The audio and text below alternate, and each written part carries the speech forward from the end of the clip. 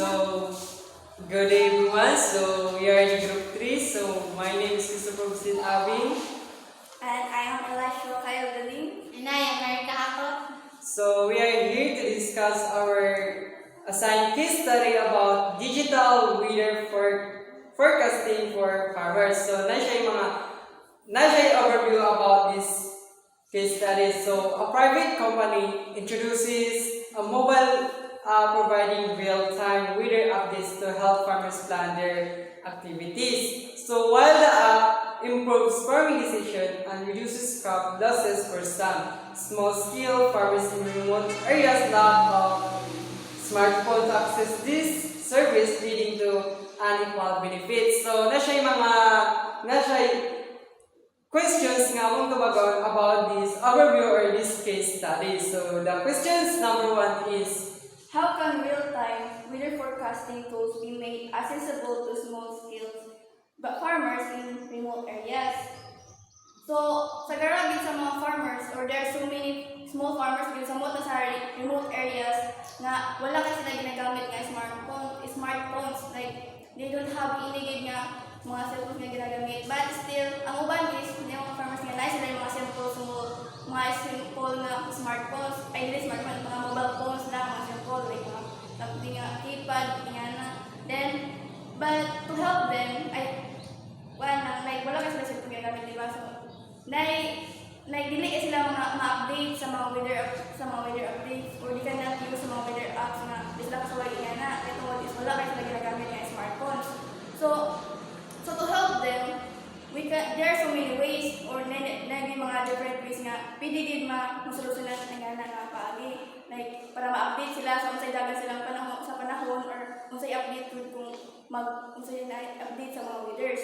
So una yung ways no nga ato mabuhat. So first is like we can send mga sa text or message through sa ilahang katong mga simple nga mga mobile phones, like paagitan ha is maka-update pud sila kung unsay update sa mga weather, kung sa magbagyo or something nga mag-ulan or init ba yan na. Then another way is like we can send sa message po sa mga leaders or kanang mga radios bitaw sa mga leaders. We can send message or mga tawag sa mga radios na unsay dagan sa atuang panahon. And also it helps po nga maka-update sila, like even though mawala sila yung mga gamit nga mga technology nga mga high-tech bitaw sa mga generation, but still lagi mo sila yung mga something nga simple lang mga gamit nga para ma-update sila about sa tukang panahon. And also ang connect na sa atong concept sa STS is the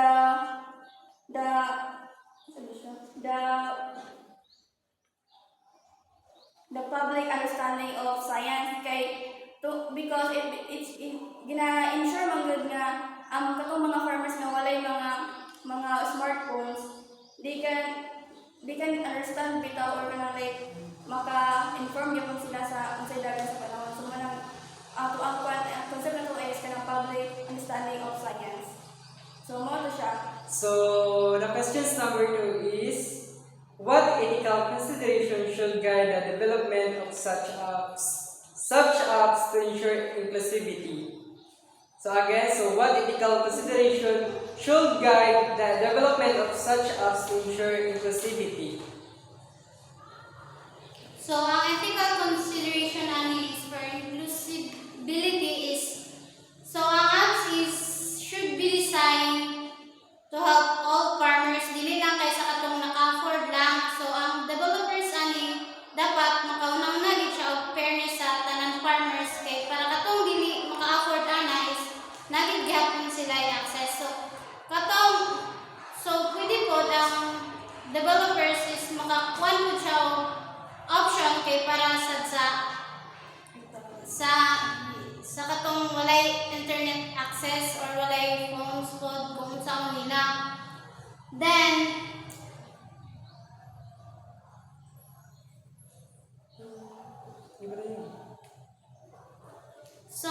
ang government po ani para po ma-fair ang tanan is dapat ang government is mangayo po og tabang sa NGO kay para katong mga small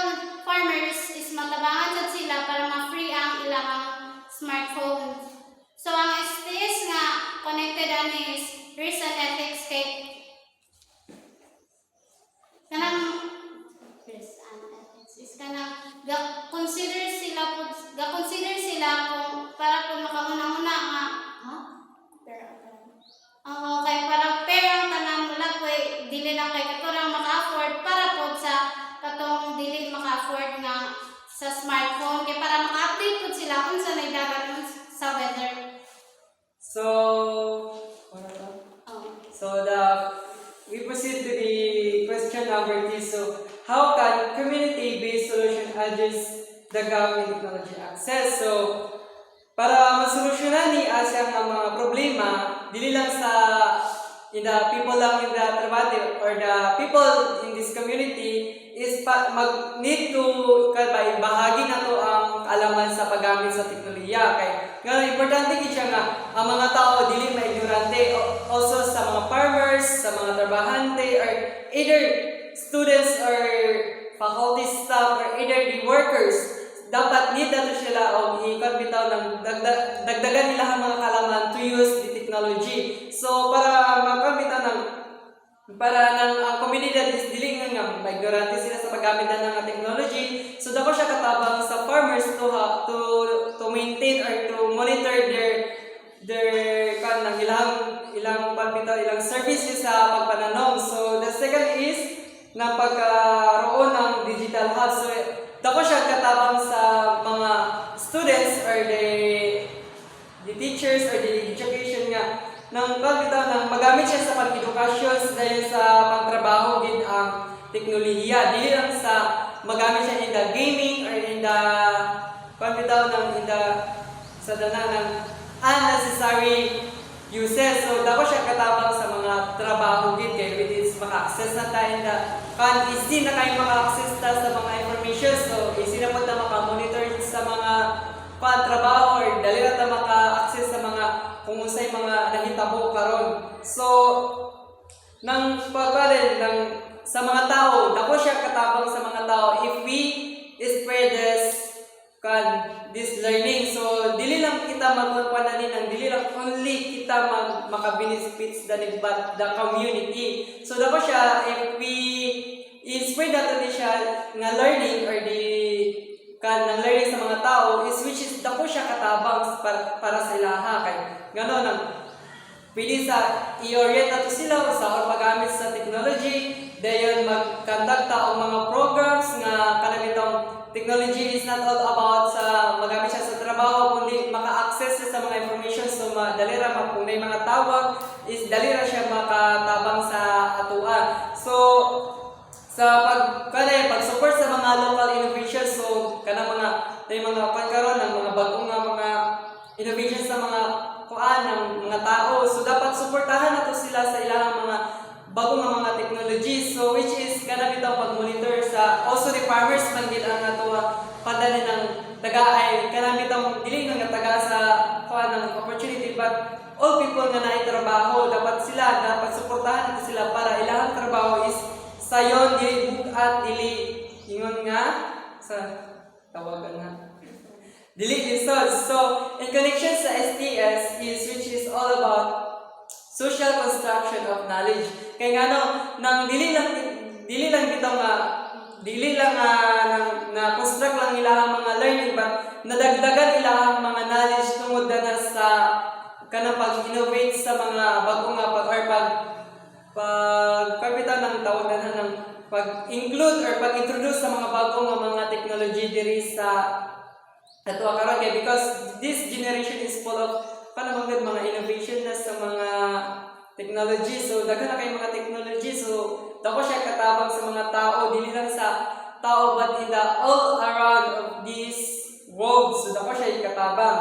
So in the additions okay. Sa pagkod, pwede po siya sa concept sa STS nga social technical system kay because dili lang din siya about lang din sa app because dili lang siya about sa app but na-involve nila ang mga tao, cultures and traditions kay di learn man po di makatabang po dyan sa mga tao, makatabang po na sa culture sa lahat ng trabaho. So mo to siya, dili lang siya sa about sa social technical nga STS but also about sa social technical system.